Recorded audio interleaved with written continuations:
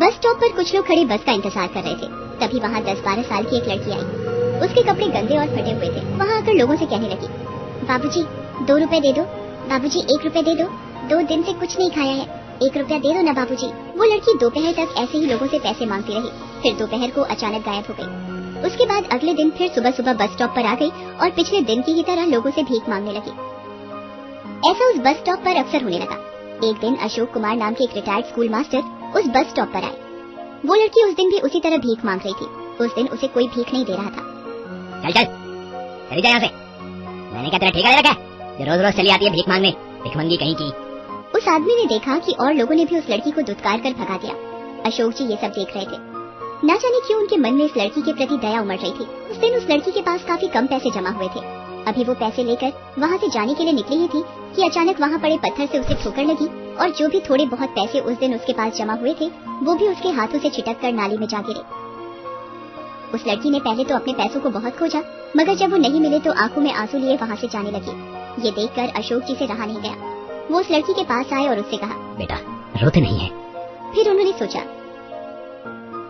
इसे कुछ पैसे दे देता हूँ, लेकिन कहीं अगर ये किसी भीख मांगने वाली गिरोह से हुई तो, जो बच्चों से जबरदस्ती भीख मंगवाते।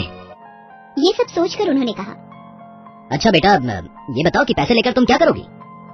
इन पैसों का मैं खाना खरीदूंगी बाबूजी। कहीं ये झूठ तो नहीं बोल रही? चलो फिर मैं तुम्हें खाना ही खरीद देता हूँ। इसके बाद अशोक जी उसे खाना खरीद कर देते हैं। खाना लेकर वह लड़की वहाँ से चली जाती है। कहीं ये खाना फेंक कर फिर से भीख मांगने ना आ जाए, इसलिए कुछ देर यहीं रुक कर देखता हूँ। अशोक जी काफी देर तक वहाँ रुके रहे, मगर वो लड़की फिर नहीं आई। अशोक जी भी वहाँ से चले गए। अगले दिन जब अशोक जी फिर से उस बस स्टॉप पर आए तो उन्हें फिर से वही लड़की दिखी जो लोगों से भीख मांग रही थी। उस दिन भी अशोक जी ने उसे खाना खरीद कर दे दिया। कुछ दिनों तक ऐसा ही चलता रहा। एक आध बार तो अशोक जी खुद भी अपने घर से खाना लाकर उस लड़की को दे देते थे। एक दिन जब अशोक जी ने उस लड़की को खाना दिया तब उनके मन में एक बात आई, अरे ये लड़की है कौन, और क्या ये सिर्फ रोज खाने के लिए ही भीख मांगती है? और अगर ये खाने के लिए ही भीख मांगती है तो फिर ये खाना खाती क्यों नहीं, लेकर कहाँ जाती है? ये सोचकर अशोक जी चुपके से उस लड़की का पीछा करने लगे। वो लड़की वहाँ से निकलकर बस स्टॉप के पीछे बनी झुग्गी झोपड़ियों में जाने लगी। वो कभी इस गली में घुसती तो कभी उस गली में। हालांकि अशोक जी तेजी से उसका पीछा कर रहे थे, मगर एक गली में घुसकर वो लड़की गायब हो गई। धत्ते लगी, इतनी मेहनत के बाद भी पता नहीं चल पाया। खैर कोई बात नहीं, आज नहीं तो कल इस बात से पर्दा उठा ही लूंगा मैं।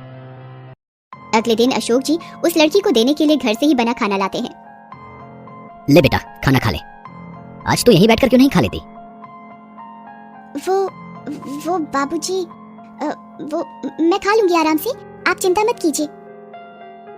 तो फिर यहीं खा ले।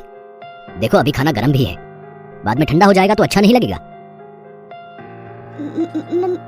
मैं घर जाकर आराम से खा लूंगी बाबूजी, आप चिंता न कीजिए। इतना कहकर लड़की वहाँ से जल्दी जल्दी जाने लगी।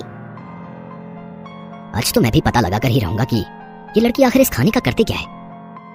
इतना सोचकर अशोक जी भी तेजी से उस लड़की का पीछा करने लगते हैं।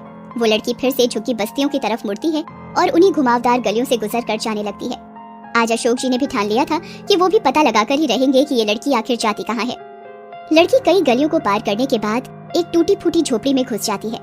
अशोक जी भी उसका पीछा करते हुए उस झोपड़ी तक पहुंच जाते हैं और वहाँ की टूटी खिड़की से झोपड़ी के अंदर झांक कर देखने लगते हैं। झोपड़ी के अंदर सामान के नाम पर 2-4 बर्तन, कुछ गंदे कपड़े और 2 स्कूल के बैग पड़े हुए थे। अंदर एक टूटी हुई चारपाई पर एक औरत लेटी हुई थी। शक्ल से वो काफी बीमार लग रही थी। उसके पैरों के पास जमीन पर 7-8 साल का एक लड़का बैठा हुआ था। लड़की जब खाना लेकर अंदर घुसी तब उस लड़के ने कहा, माँ दीदी खाना लेकर आ गई। चारपाई पर पड़ी उनकी माँ भी किसी तरह उठकर बैठ गई और बोली, हाय कैसी किस्मत है मेरी, तेरे बापू का सपना था अपने दोनों बच्चों को खूब पढ़ाएंगे, मगर उनके जाने के बाद पढ़ाना तो दूर, मैं अपने बच्चों को 2 वक्त का खाना भी नहीं दे पाती। 2 रोटी के लिए मेरी बच्ची को ना जाने कहां कहां भटकना पड़ता है और ना जाने कितने लोगों के सामने हाथ फैलाना पड़ता है। ऐसी जिंदगी से तो मर जाना भला है। कहते कहते उस औरत की आंखों में आंसू आ जाते हैं। रो मत माँ, बस तू ठीक हो जा। भगवान ने चाहा तो मैं और बबलू एक दिन फिर से स्कूल जाना शुरू कर देंगे। तू खाना खा और फिर अपनी दवाइयाँ खा, नहीं तो तेरी तबीयत और बिगड़ जाएगी। फिर वो लड़की अपने हाथों से अपनी माँ और भाई को खाना खिलाने लगती है। ये देखकर बाहर खड़े अशोक जी की आंखें भर आती हैं। वो अपने आप को रोक नहीं पाते और झोपड़ी के अंदर चले जाते हैं। उसे देखते ही लड़की अचानक खड़ी हो जाती है और कहती है, बाबूजी आप। मैं सब कुछ समझ गया हूँ बेटा, तुम्हें कुछ कहने की जरूरत नहीं। तभी उनकी नजर वहां पड़े स्कूल बैग पर पड़ती है। अरे वाह, तुम लोग स्कूल भी जाते हो? जाते थे, मगर अब छोड़ दिया है बाबूजी। क्यों? पढ़ाई छोड़ने का दुख नहीं हुआ तुम्हें? दुख तो बहुत हुआ था बाबूजी, मगर जब से माँ बीमार पड़ी घर में एक पैसा भी नहीं बचा था। घर में जितनी भी जमा पूंजी थी सब माँ की दवाइयों में खर्च हो गए। 2 दिन हमारे पेट में अन्न का एक दाना भी नहीं गया था। खाली पेट माँ की दवाइयाँ भी असर नहीं कर रही थी। तब मजबूर होकर मुझे काम की तलाश में स्कूल छोड़ना पड़ा, मगर मेरी उम्र देखकर कोई मुझे काम देने को भी तैयार नहीं हुआ। तब मजबूरी में मुझे ये रास्ता अपनाना पड़ा, भीख मांगने का। ये पेट की आग जो न करवाए बाबूजी। मैं आज ही तुम्हारी माँ का दाखिला अस्पताल में करवा देता हूँ।